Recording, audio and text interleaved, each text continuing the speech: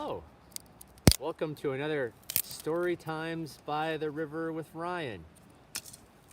With everything that's going on, we're trying to figure out how to not just wait and see, but take careful steps moving forward with a heart of trying to care for you guys, our students, our past adventure partners and our groups. Over the years, for me, 12 years now in Idaho, gotten to spend a lot of time with a lot of awesome people out in creation. It's been a magnificent gift. And as I look back on that time, the rapids are cool, the rocks are cool, the snow is great. But for me, it's often sitting around at the end of a day, sharing our highs and lows and our greatest feats of exploration and our biggest defeats that means the most. And as I've had time to sit and distill, those are the memories that come back. And so to me, something that we could do is to recall some of those experiences that we've had. I can share a couple of stories from my past, and maybe that pricks up some memories, realizations, and commitments that we've had out in creation, and maybe that can provide some inspiration and hope as we look to move forward into this new normal. So that's why we're doing these, and excited to share them with you. We'll see how they are. If nothing else, it'll be kind of like some cringeworthy moments we can look on in the past and go, oh! Or, but either ways, we'll get a laugh out of it. So, yeah. I know. Oftentimes I just think that I'm way cooler than I actually am. So I want to tell some gaperism stories. Many of you have gone skiing with me, and I'm an okay skier. I can get down most things in what's called patroller turns. They ain't pretty, but it'll get you down. And if you've ever done a ski van or done other things, we have these little things that we call gaperisms. It's not a term I made up. Originally it was from the gap between the sunglasses or goggles and the hat. The gaper gap is right here. Now there's called Jerry's. Jerry's are people that go around and have some misstep. And I think for a long time I had some deep insecurities about my skiing, and I probably still do. And but I masked over a lot of my Jerryisms, and I've had some time to think and ponder. And as on Instagram and Facebook, there's a lot of videos and pictures of people that are gapers or Jerrys. I go, wait, I've done that. And it's humbled me somewhat. So I thought, you know what? It'd be really fun to share just a few of those stories. And the first one is about when I pulled my first Wile E. Coyote moment. I had been skiing for, I don't know, maybe a year. And growing up, my parents, we couldn't really afford to go downhill skiing at a resort, but they always made an effort to get us outside in the winter and go Nordic skiing. My sister got really good at it and now she coaches her own team, which is really cool. We go out there and play in the snow, and it was an awesome time and very good family memories. But as I got a little older, finally got some money together. I was homeschooled at the time, and so we got to do homeschool skiing on Tuesdays, and that changed my life forever. And ever since that time, I've been chasing being able to ski more. Be interesting to see what would have happened if I hadn't done downhill skiing. I wouldn't be right here right now, but that's another story. But I had really no idea what was going on. My first goggles, I didn't know what kind of goggles to get, so I got ones that were double thick to accommodate for very large glasses. And I had a gaper gap pretty much all the time. But I really thought that I was a much better skier than I actually was. Now I call these kind of people meat bombs or meat torpedoes, because they fly at uncontrollable rates down the hill and are a hazard to everybody. Probably not themselves, because most of them are young men and they'll just bounce off the wall anyway, so it's okay. But I was skiing with a good buddy of mine, and we decided we were gonna go off trail or off piste. And as we're coming around this corner, we were basing all of our decisions off of the year before's snowpack in March, which was pretty high.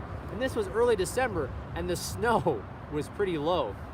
And came around a corner in what was usually a a ramp now was a little bit of a gully. And so as I went off of it, instead of clearing it, there was a snowbank. And so I went right into it, double ejected my skis, and I kid you not, I made a perfect Wile E. Coyote plug into the snow. It put a crack in my goggles, hurt my nose, and then I fell straight back, leaving a perfect imprint in the snow. And I'm really glad that we didn't have cameras ready available or videos, because I would have made it on Jerry of the Day, which would be kind of cool, come to think of it. But I had to try to figure out a way to make skiing a reality, because we didn't have, again, much money, and lifeguards didn't get paid very much, what I did at the time. So one summer I was lifeguarding this triathlon, and this young man comes up to me and he says, "Hey, you ever thought about being on ski patrol? You ski, right?" I thought, ski patrol, that sounds kind of cool. He goes, "Yeah, it's really cool. You get a lot of free gear, and the girls, they really love it." I'm like, "Oh, really? Free gear? And you tell me I can improve my game with the ladies?" And he goes, "Oh yeah, it's so awesome." He goes on to tell me all about it, and then leaves. I knew this kid from around town. It was Wenatchee was a pretty small town, so you got to know some people and that kind of thing. And so this idea of being a ski patroller ticks around in my mind. I'm like, free gear and the girls are gonna love it. Awesome. Well, back in the day, there was things called newspapers, and I delivered them. And I opened it up one day, and there was an ad to be a volunteer ski patroller. I thought, there it is. There's my chance. I'm gonna be cool. So I signed up to take this class. A couple of my friends, they took it with me, and we spent like 3 months in this class. Still one of the best first aid, initial line, EMS, first responder classes I've ever taken, and it was volunteer led, which is saying something. Go through all the loops and take the test, and I become a candidate patroller. And I made more mistakes. I didn't know how to tie a clove hitch. I fell down under the lift line. It was horrible. But a lot of good people supported me in this. One of my favorite mistakes is I decided that I should learn how to ski backwards, because that was cool, the extreme ski movement. And one day it's called morning sweeps. You're going up and you're setting everything up, and there are all these slow signs in the midway where all the chair lifts come together. And I'm skiing in backwards thinking that I am gonna set up all the signs. Well, I came in skiing backwards, skiing a little hot, didn't realize, because I was skiing backwards and not watching where I was going, that someone else had already set the signs up. And I hit the slow sign backwards, double ejected out of my skis, flipped up in the air, and landed on my neck in front of all of the patrol. There was a slow round of applause. I was pretty sure I'd broken my neck and wasn't sure what was gonna happen next, and sheepishly got up and then realized that I was gonna be okay and skied off. But it was one of the many, many things that I did. I fell down one time with the toboggan going to an accident, and it ran me over. That was great. So, wow. I don't know if I want to tell any more of those stories. They're still kind of close to home. But this whole time, I don't see this kid who told me about all the free gear and about all the women. Because when I showed up, no one offered to give me anything. I had to buy it all. And it didn't improve my game with all of the young ladies that I was trying to impress. If anything, they just laughed at me. But at any rate, I'd see him around once in a while once the season got going. He had a red jacket on, a radio. He was surrounded by a bunch of powder bunnies and that kind of thing. But he was never really part of the patrol. So one night, I'm wondering about this, going, I don't think he's really even part of the patrol. We're doing night skiing. I'm sitting with all the cool patrollers up in the top shack, and I'm feeling pretty hip and with it. And here comes that guy. And I asked, "Do you know that guy?" And they're like, "No, we don't know him. He's not part of the patrol." And they're like, "No, he's not part of the patrol." I'm like, that guy told me he was part of the patrol, and if I signed up, I'd be really popular and I'd get free stuff. They thought that was pretty funny. So the nice thing about the mountain that I worked at then, there was only one chair open for night skiing, so he had to come back up. And when he came back up, they cornered him and started to ask him questions about why he had a red jacket on and why he had a radio. And his reasoning was great. At first, he said, my dad owns Harbor Properties, which owned Mission Ridge at the time. And they go, no, that's not true. He goes, I'm a volunteer at Stevens Pass, a ski hill nearby. And they go, Stevens Pass doesn't have a volunteer patrol. And finally, he breaks down and starts to cry. Mind you, I'm standing back behind there waving at him a little bit as he breaks down in tears.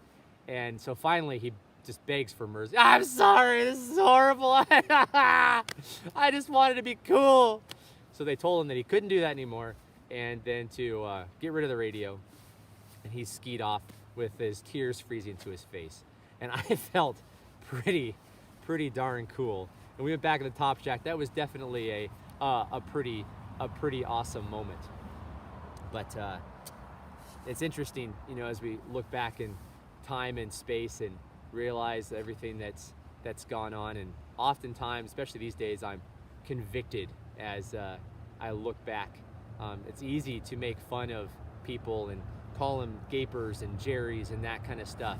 And with a little introspection, which I've had a lot more time to think about, it's pretty much a giant jerry and giant gaper. And so as I think about all these cool sports that we get to be a part of in outdoor recreation, there's this kind of troubling trend that a lot of it needs good mentors, people to take people that are just getting into the sport under their wing and invest and care well, and so they can manage their risks well and be able to experience creation in a low risk or lower risk element and have some community.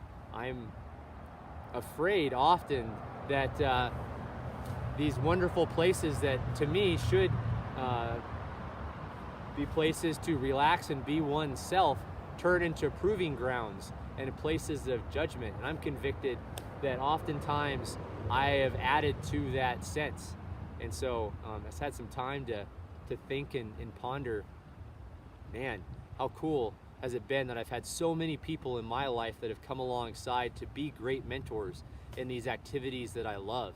And I get a chance to hopefully come alongside and be that.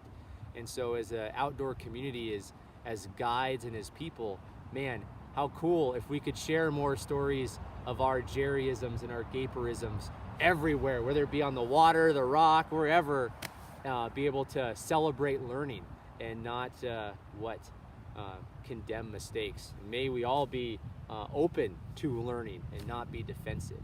So hopefully we'll all get a chance to be out here again soon and learn and share and be able to commiserate as we are all in a different state of learning. So thanks for tuning in, clicking in, whatever it is that we do now, and sharing this time. And appreciate you guys.